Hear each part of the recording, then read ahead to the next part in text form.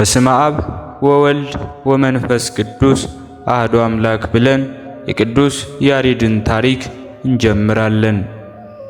ያሬድ ማለት ሙራድ ማለት ነው። ብሔረ ሙላዱ አክሱም ነው። ትውልዱም ከዘርአ ሌዋውያን ነው። አባቱ አዳም እናቱ ታውክልያ ይባላሉ። ይህም ቅዱስ ከአባ ጊዲዮን ዘመዶች ወገን ነው። እርሱም በኢትዮጵያ ሀገር ከታነጹ አብያተ ክርስቲያናት ቀደምት ከአክሱም ካህናት ውስጥ ነው። እርሱም አስቀድሞ የክብር ባለቤት ጌታችን ሃይማኖት በውስጧ የተሰበከና በእመቤታችን ማርያም ስም የከበረች ናት። ይህም አባ ጌዲዮን ትምህርትን ሊያስተምረው በጀመረ ጊዜ ነገር ግን ቅዱስ ያሬድ መማር ተሳነው። በአንዲት ዕለትም መምህሩ ተበሳጭቶ አሰናበተው። ከሐዘኑም ብዛት የተነሳ ከዛፍ ስር ተጠለለ። ወደ ዛፍ ላይም ሲመለከት አንዲት ትል ስትወጣ አየ። ትሉንም ከዛፉ እኩሌታ ደርሶ ሲወድቅ እንዲሁም አየ። 6 ጊዜ ከወደቀ በኋላ በሰባተኛው በጭንቅ ከዛፉ ላይ ወጣ። ቅዱስ ያሬድም የትሉን ትጋትና ድካም ባየ ጊዜ ወደ መንፈሳዊ መምህሩ ተመልሶ አባቴ ሆይ ይቅርታ አድርግልኝና እንደወደድክ አድርገኝ፣ እንዲሁም እማርልሃለሁ አለው። መምህሩም ተቀበለው። ከዚህ በኋላም ወደ እግዚአብሔር አልቅሶ ለመነ። እግዚአብሔርም ልቦናውን በመንፈስ ቅዱስ ብሩህ አደረገለትና በአጭር ጊዜ ውስጥ የብሉይና የሐዲስን መጽሐፍ ታወቀ። ዲቁናም ተሾመ። ከዚያ በኋላም በዚያን ወራት እንደ ዛሬው በከፍተኛ ቃል የመዝሙር ማህሌት የለም ነበር፣ በትሑት እንጂ። እግዚአብሔርም ከኤዶም ገነት 3 ወፎችን ላከለት። እነርሱም በሰው አንደበት ተናገሩት። ወደ ኢየሩሳሌም ሰማያዊትም አወጣው። 24ቱ ካህናተ ሰማይ የሚያመሰግኑትንም ማህሌታቸውን ተማረ። ትንቢተ ኢሳይያስ ምዕራፍ 6 ከቁጥር 2። ወደ መኖሪያውም ምድርም በተመለሰ ጊዜ በአክሱም ዳር ወደ ከበረች ቤተ ክርስቲያን በ3 ሰዓት ገባ። በታላቅም ቃል ሃሌሉያ ለአብ፣ ሃሌሉያ ለወልድ፣ ሃሌሉያ ለመንፈስ ቅዱስ፣ የጽዮንም ደገኛዋ ሰማይን ፈጠረ፣ ዳግመኛም እንዴት እንደሚሰራት የድንኳኑን አሰራር ለሙሴ አሳየው አስተማረውም አለ። ይህንም ምስጋና አርያም ብሎ ጠራው። የቃሉንም ድምፅ በሰሙ ጊዜ ጳጳሱም ካህናቱም የመንግሥት ታላቆችና ሕዝቡ ሁሉ ወደ እርሱ ሮጡ፣ ሲሰሙትም ዋሉ። ከዚያም በኋላ ከዓመት እስከ ዓመት በየክፍለ ዘመኑ በክረምትና በበጋ በመጹና በጸደይ በአጽዋምና በበዓላት በሰንበትም እንዲሁም በመላእክት በዓል በነቢያትና በሐዋርያት በጻድቃን በሰማዕታት እንዲሁም በደናግልም በእነርሱ በዓል የሚሆን አድርጎ ከ3ቱ ዜማው ሠራ። ይኸውም እነዚህ 3ቱ ዜማዎች ግዕዝ፣ ዕዝል፣ አራራይ ናቸው። የሰው ንግግር፣ አእዋፍ፣ የእንስሳትና የአራዊት ጩኸት ከዚህ ከ3ቱ ዜማው አይወጣም። በአንዲት ዕለትም ቅዱስ ያሬድ ከንጉሥ ገብረ መስቀል እግር በታች ቆሞ ሲዘምር ንጉሡም የያሬድን ድምፅ እያዳመጠ ልቡ በተመስጦ ሄደበትና የብረት ዘንጉ በያሬድ እግር ላይ ተከለው። ከእርሱም ደምና ውሃ ፈሰሰ። ያሬድም ማህሌቱን እስከሚፈጽም አልተሰማውም ነበር። ንጉሡም አይቶ ደንግጦ በትሩንም ከእግሩ ላይ ነቀለ። ስለፈሰሰው ሰው የደምህ ዋጋ የፈለግከውን ለምነኝ ብሎ ለቅዱስ ያሬድ ነገረው።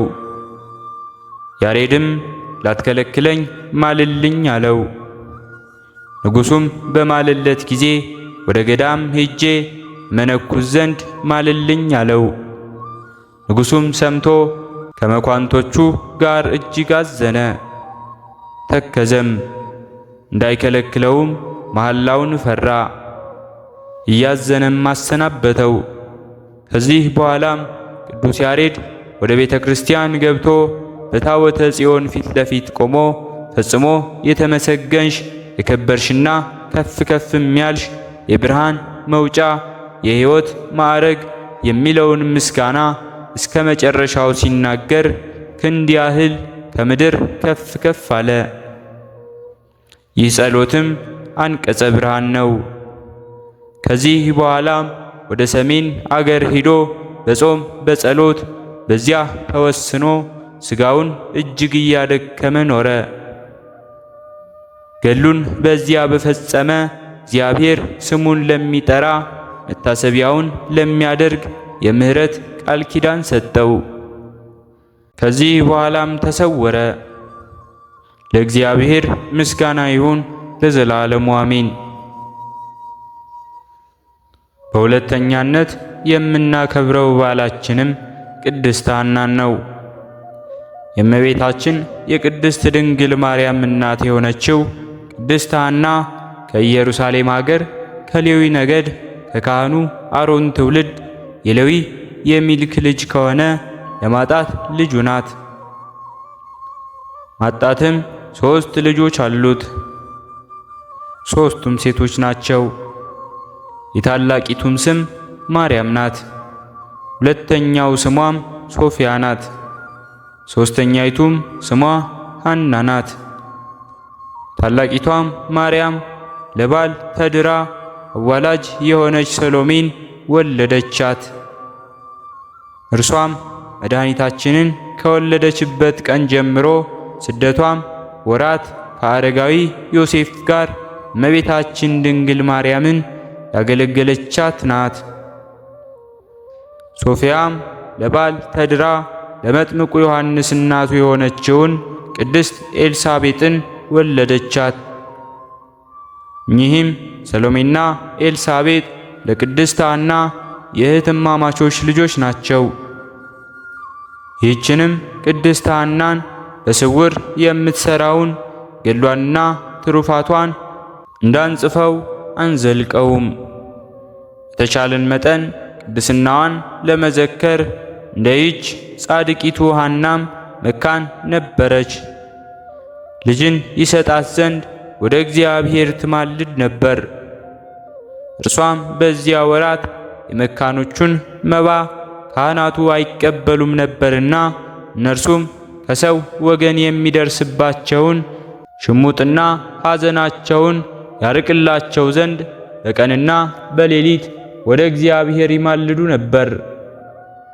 ሰውን የሚወድ እግዚአብሔርም ከዘራቸው ለዓለም ሁሉ መድኃኒት ይሆን ዘንድ መልካም የሆነ ሐሳባቸውን ተመለከተ። ክቡር ኢያቄምም 40 ቀን እስኪፈጸም በሊባኖስ ተራራ ውስጥ ቆሞ ይጸልይ ነበር። እግዚአብሔር የታዘዘ መልአክ በራእይ ተገለጸለትና ለዓለም ሁሉ ድህነት የሚደረግባት ዘር እንደሚሰጠው አበሰረው። በፍጹም ልብ አምኖ ከተራራው ወረደ። ለተመሰገነች ሚስቱም ለቅድስት ሐናም ከእግዚአብሔር የታዘዘ መልአክ የሰማውን ያንን ራእይ ነገራት። ቃሉም እውነት እንደሆነ እርሷም አመነች። ልዑል እግዚአብሔርንም አመሰገኑት። የተመሰገነች ቅድስት ሐናም ከእርሷም የሚወለደውን በዘመኑ ሁሉ ለቤተ እግዚአብሔር አገልጋይ ታደርገው ዘንድ ለእግዚአብሔር ስዕለትን ተሳለች። ከዚህ በኋላም ይህችን የከበረች ሕፃን ነሐሴ 7 ቀን ጸነሰች።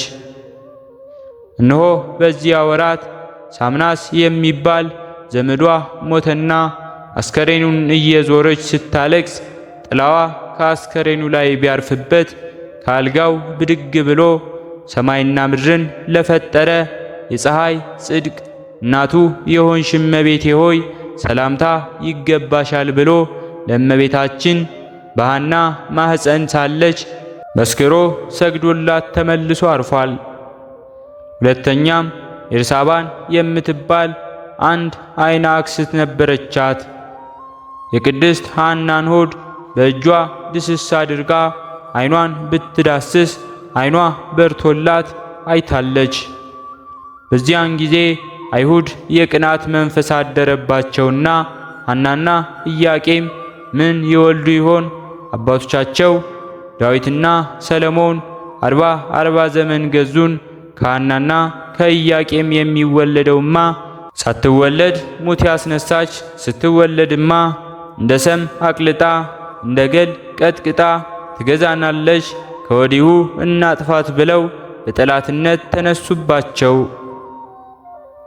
መልአኩ ቅዱስ ገብርኤል ለኢያቄም በራእይ ተገልጾ ተነስ ሐናን ያዝና ወደ ሊባኖስ ተራራ ሂድ አለውና በሊባኖስ ተሰደው እንዳሉ ግንቦት 21 ቀን ለመለኮት ማደሪያ ትሆን ዘንድ የተመረጠች የዓለም ሁሉ መመኪያ የሆነች እመቤታችን ቅድስት ድንግል ማርያም ተወለደች። አንቺ ያልወለድሽ መካን ሆይ ደስ ይበልሽ፣ ዘርሽ አሕዛብን ይወርሳሉና የፈረሱትንም ከተሞች መኖሪያ ታደርጊያለሽ እንዳለ ትንቢተ ኢሳይያስ ምዕራፍ 54 ከቁጥር 1። ስሟንም ማርያም ብላ ሰየመቻት። ትርጓሜውም እመቤት ማለት ነው። አንድም ማርያም ማለት እመብዙሃን ማለት ነው። ደግሞም ሀብትና ስጦታ ማለት ነው። በእውነት የዓለም ሁሉ እመቤት ናት። ሁላችን በእርሷ ሰማያዊ ሀብት ልጅነት ያገኘንባት እናት ናትና በተወለደችበት ቀንና በእርሷ ጊዜም እናቷ ቅድስት ሐና የ15 ዓመት ኢያቄምም የ30 ዓመት ጎልማሳ ሆነዋል። ሐናም በወለደች ጊዜ በበረሃ ስለወለደች ለስንቅ ከቋጠሩት ጥራጥሬ ትንሽ ንፍሮ እየቀቀሉ ትንሽም ገንፎ እያቀመሷት ቆየች። ከዚያም ሲወርድ ሲዋረድ ዛሬም በልማድ በሀገራችን ይህን በማሰብ ግንቦት 1 ቀን ንፍሮ በማብሰል ይበላል። ለእግዚአብሔር ምስጋና ይሁንና የሥጋና የነፍስ መድኃኒት ሆነች። እርሷን እናቱን ለሰጠን በረከቷም ከሁላችን ከክርስቲያን ወገኖች ጋር ለዘላለም ይኑር አሜን። አምላክን የወለደች እመቤታችን ቅድስት ድንግል ማርያም እርሷ ናት። ስለዚህም ይህን ታላቅ ጸጋ ስለሰጣት የበዓሏን መታሰቢያ በደስታ ልናበስር ይገባል። ይቅርታዋ ምሕረቷ ከእኛ ጋር ይሁን ለዘላለሙ አሜን። ሕሊናችን በማሰባሰብ አባታችን ሆይ እንበል። አባታችን ሆይ በሰማያት የምትኖር፣ ስምህ ይቀደስ፣ መንግሥትህ ትምጣ፣ ፈቃድህ በሰማይ እንደሆነች እንዲሁም በምድር ላይ ትሁን። የዕለት እንጀራችንን ስጠን ዛሬ፣ በደላችንንም ይቅር በለን እኛም የበደልነውን ይቅር እንደምንል፣ አቤቱ ወደ ፈተናም አታግባን ከክፉ ሁሉ አድነን እንጂ መንግሥት ያንተ ናትና ኃይል፣ ክብር፣ ምስጋና ለዘላለሙ አሜን። እመቤታችን ቅድስት ድንግል ማርያም ሆይ በመልአኩ በቅዱስ ገብርኤል ሰላምታ ሰላም እንልሻለን። በሐሳብሽ ድንግል ነሽ፣ በሥጋሽም ድንግል ነሽ። አሸናፊ እግዚአብሔር እናት ሆይ ሰላምታ ላንቺ ይገባሻል። ከሴቶች ሁሉ ተለይተሽ አንቺ የተባረክሽ ነሽ፣ የማኅፀንሽን ፍሬ የተባረከ ነው። ጸጋን የተመላሽ ቅድስት ሆይ ደስ ይበልሽ፣ ልዑል እግዚአብሔር ካንቺ ጋር ነውና ከተወደደው ልጅሽ ከጌታችን ከመድኃኒታችን ከኢየሱስ ክርስቶስ ዘንድ ይቅርታውንና ምሕረቱን ለምኝልን ኃጢአታችንንም ያሰርይልን ዘንድ ለዘላለሙ አሜን። ስለነበረን ጊዜ ሁሉ የአምላካችን የልዑል እግዚአብሔር ስሙ ዛሬም ዘወትርም የተመሰገነ ይሁን። አነሳስቶ ላስጀመረን አስጀምሮ ላስፈጸመን ለልዑል እግዚአብሔር ምስጋና ይሁን። ውድ የሃይማኖት ሚዲያ ተከታታዮች ከዚህ በላይ እንድንሰራ አገልግሎቱ በሰፊው ይሰጥ ዘንድ በሀገር ውስጥም በሀገር ውጭም ያላችሁ ይህንን መንፈሳዊ ቻናል ላይክ፣ ሰብስክራይብ፣ ሼር በማድረግ ድጋፋችሁን ታሳዩን ዘንድ በትህትና እንጠይቃለን። ያላችሁን ሐሳብ አስተያየት በኮሜንታችን ስር ላይ አስቀምጡልን። ወስብሐት ለእግዚአብሔር ወለወላዲቱ ድንግል ወለመስቀሉ ክቡር። ይቆየን።